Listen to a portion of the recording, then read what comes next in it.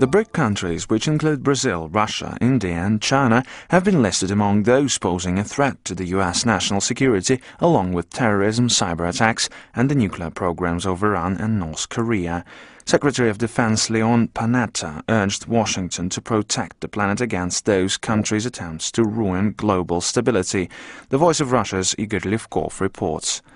The U.S. development plan, approved last year, said nothing about any threats coming from Russia or China. At the end of August this year, the Pentagon cautioned Congress that in 9 years China could have an army as strong as that of the U.S.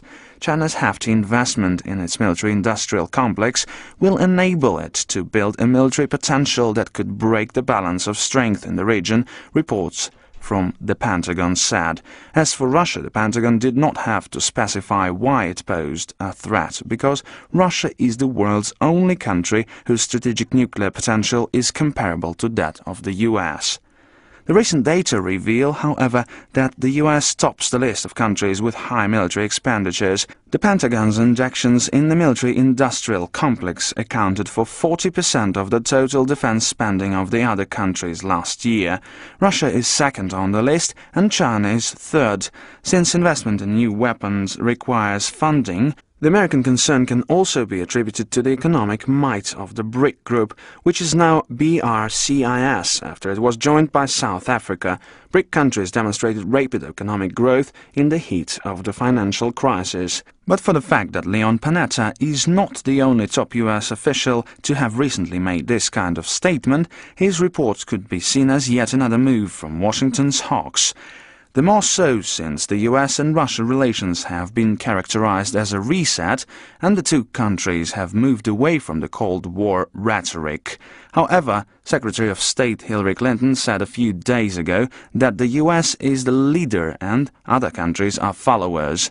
It's for this very reason that Washington often sees a threat where there is none. Director of the Social and Political Research Center Vladimir Yevseev said in an interview with the Voice of Russia. Очень удручает то, что Соединенные Штаты Америки по-прежнему воспринимают стабильность как однополярный мир, в котором они доминируют. It's discouraging that the United States continues to perceive stability as a unipolar world in which it holds the domineering position.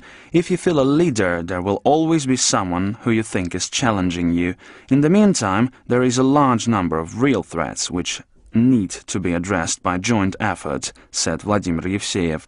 The reality is that the world has entered a post-American era, and Washington will have to come to terms with it. Andrei Volodin, director of the Oriental Research Center at the Russian Foreign Ministry's Diplomatic Academy, comments. В этом мире Соединенные Штаты Америки будут играть существенно меньшую роль, чем они играли прежде. Для американцев это... In this new era, the US will play a far less significant role than it had before. Washington will no longer enjoy the right to set the rules of the game in the financial, military and political areas. Russia and a number of other European countries are gradually getting out of US control, Andrei Volodin said. Politicians in the US have been making all sorts of statements ahead of the forthcoming presidential elections. President Obama's opponents, of which there are quite a few, have been using every opportunity to express their views. In the days of the British Empire, colonizers pursued the so-called civilizing mission.